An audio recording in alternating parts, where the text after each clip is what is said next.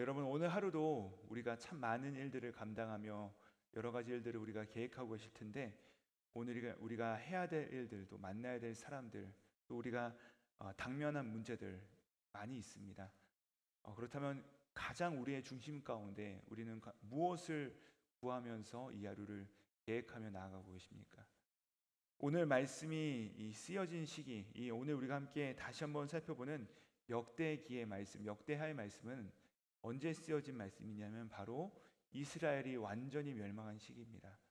이들이 바벨론의 포로로 끌려갔다가 돌아와서 이들이 다시 한번 이 말씀을 기록되기 시작한 것이죠. 이스라엘 백성들이 왜 망했습니까? 이 땅의 것만 구하기 시작하다가 이 땅의 것만 추구하며 나아가다가 완전히 짓밟히게 된 것이죠. 그래서 아까도 말씀드렸듯이 70년간 바벨론에 끌려가서 노예 생활을 하고 돌아온 것입니다. 자, 그렇게 돌아와서 역사를 새로 보기 시작한 것이죠. 우리가 어디서부터 잘못되었는가? 우리가 어떻게 하면 다시 돌아올 수 있는가? 이를 위하여서 해답을 주는 책이 바로 이 역대기 말씀인 것이죠. 에스라가 하나님의 말씀을 다시 한번 기록할 때 그들의 역사를 기록할 때 이 역대 상과 역대 하를 기록한 것입니다. 자, 그런데 망한 이유를 따지는 책이 아닙니다. 왜 우리가 망하였는가를 따지는 책이 아니라 이 역대기는요. 그러면 우리가 어떻게 재건할 것인가? 어떻게 우리가 다시 세워 나갈 것인가에 대한 답을 찾기 위해서 세워 내려간 책이 바로 이 역대기라는 것이죠. 우리의 신앙도 마찬가지입니다. 우리가 왜 망했는가를 돌아보는 것도 참 중요하겠지만 우리가 왜 이렇게 우리의 신앙이 많이 무너졌는가를 돌아보는 것도 참 중요하죠. 하지만 왜 어떻게 왜라기보다는 어떻게 다시 한번 세워나갈 것인가, 어떻게 회복할 것인가, 내가 다시 한번 하나님을 다시 한번 찾을 것인가를 찾는 것이 더 중요하다는 것입니다. 아까도 말씀드렸듯이 역대기는요 이스라엘의 그 모든 역사 가운데 하나님께서 이들을 다시 한번 세우기를 그 목적을 가지고서 쓰여진 책입니다. 그래서 그 책을 보시면요 계속해서 이 다윗 왕조에 대한 이야기를 끊임없이 하고 있는 것을 볼 수가 있습니다. 하나님께서 영원히 지키시고 내가 세우리라 하셨던 그 다윗 왕조를 향한 그 약속의 말씀, 그 말씀을 붙들면서 시작하는 책이 바로 이 역대기라는 것이죠. 그래서 이 역대기를 보시면요 인간이 어떻게 이 모든 것들을 멸망시켰는가, 인간이 이 모든 것들을 어떻게 망하게 했는가가 철저하게 나와요. 하지만 하나님은 그 인간의 실수 가운데 어떻게 이들을 다시 한번 세워나가시는가, 다시 회복해 나가시는가가 기록된 책이 바로 이 역대기라는 것이죠. 역대기뿐입니까? 사실 이 성경의 말씀이 다 그 말씀이죠. 우리 인간은 다 멸망시켰고 우리 인간은 다 실패하였고 우리 인간은 다 무너뜨렸지만 하나님은 다시 회복하시고 하나님은 다시 치유하시고 하나님은 다시 결국에 승리케 하신다. 이것이 바로 성경의 말씀 아니겠습니까? 바로 이 말씀을 통하여서 우리 가운데 무너졌던 것이 다시 한번 회복되어지는 귀하고 복된 이 아침 되기를 주님의 이름으로 축복드립니다. 우리 함께 1절의 말씀 같이 한번 읽어보도록 하시겠습니다. 시작. 다윗의 아들 솔로몬의 왕위가 견고하여 가며 그의 하나님 여호와께서 그와 함께 하사 심히 창대하게 하시니라. 아멘. 여기서 중요한 표현 두 가지가 등장합니다. 먼저 첫 번째로 다윗의 아들 솔로몬이라는 표현입니다. 그러니까 솔로몬이 그냥 솔로몬이 아니라 다윗의 아들이라 되어 있어요. 제가 아까 말씀드렸죠. 이 다윗에 향한 하나님의 약속이 있다는 것입니다. 내가 이 다윗의 왕조를 무너뜨리지 않을 것이다. 내가 이 다윗의 왕조를 굳건히 세울 것이다. 그래서 여러분 솔로몬이 그냥 솔로몬이 아니라 다윗의 아들, 하나님의 약속이 있는 솔로몬이다라고 말씀하는 것이죠. 자, 두 번째로 중요한 표현이 무엇이냐면 여기 보시면 그의 하나님 여호와께, 그의 하나님이란 표현입니다. 솔로몬이 예전에는 그냥 하나님을 귀로 들었을 것입니다. 근데 그가 오늘 예배하러 나아갈 때 하나님을 나의 하나님이라고 표현하면서 나아가고 있다는 것이죠. 그가 이제 하나님을 나의 하나님으로 모시고 있다는 것을 우리가 볼 수 있다는 것입니다. 같은 내용을 다루고 있는 열왕기서를 보면요, 이 열왕기 그러니까 열왕기 하가 어떻게 시작하냐면 솔로몬이 그의 정적들을 다 제거하면서 시작합니다.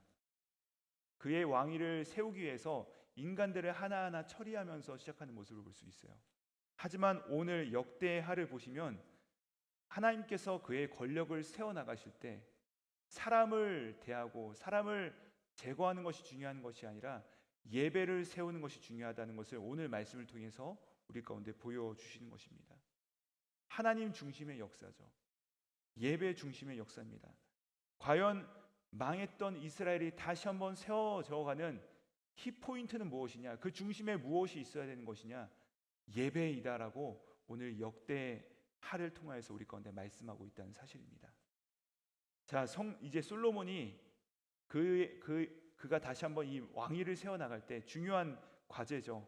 어떻게 나의 왕위를 세워나갈 것인가?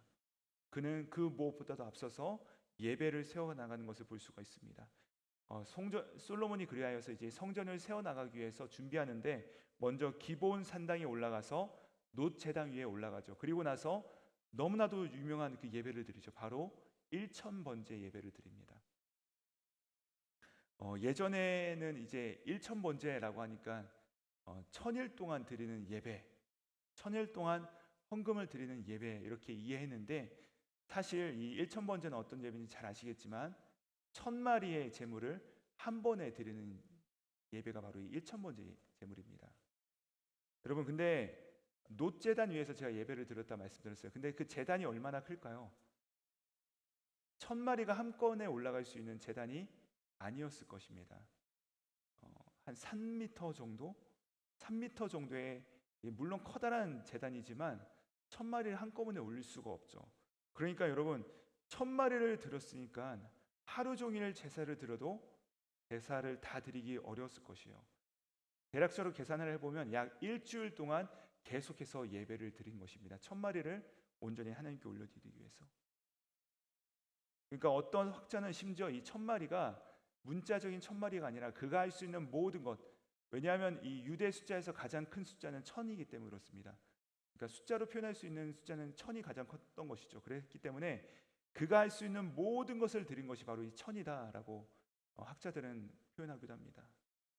그러니까 정말 엄청난 양의 제물을 드린 것이에요. 근데 중요한 것은 무엇이냐?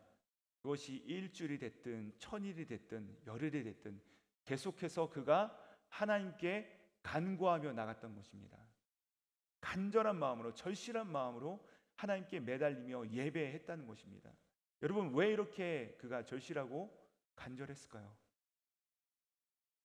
두려운 것이죠.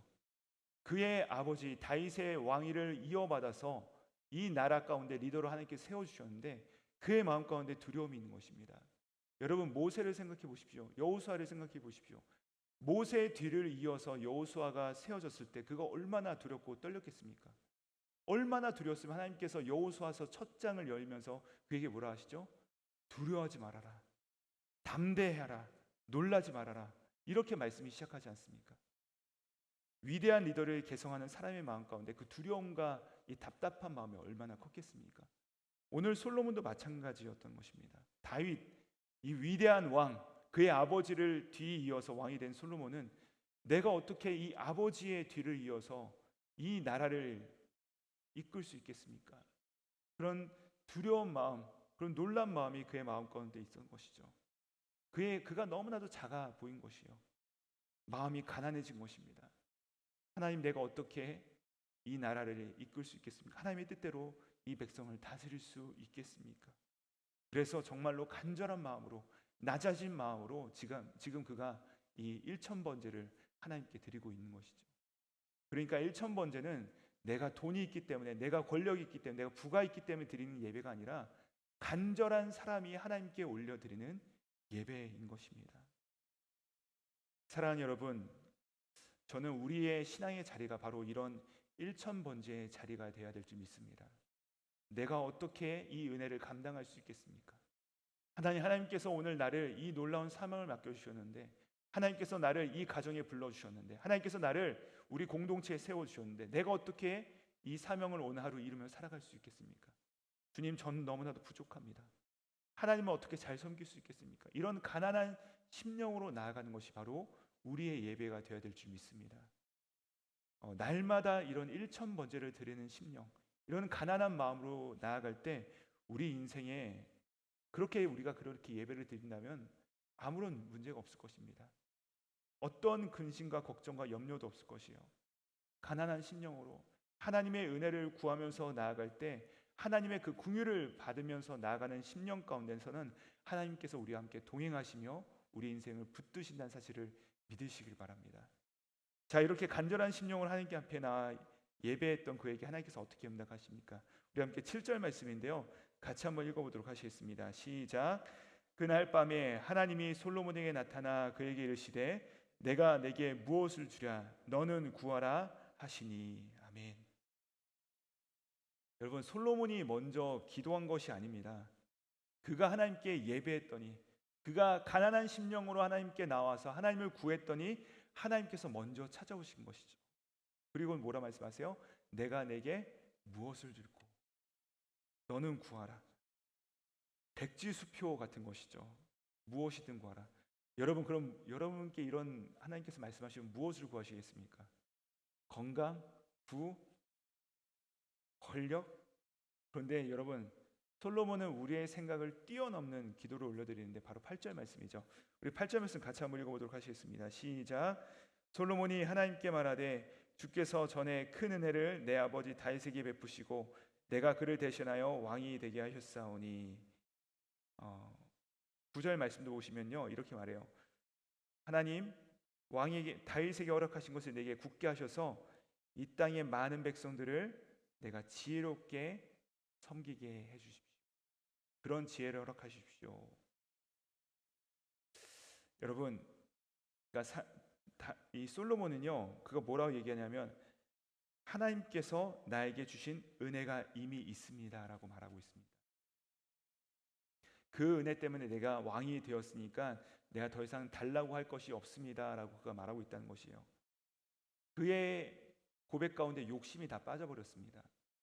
주님께서 이미 나에게 은혜를 주셨습니다라고 합니다. 그러면서 이 은혜를 잘 유지할 수 있도록, 잘 세울 수 있도록, 견고하게 할 수 있도록 제게 힘을 주십시오, 제게 지혜를 주십시오라고 그가 구하고 있는 것을 볼 수가 있습니다.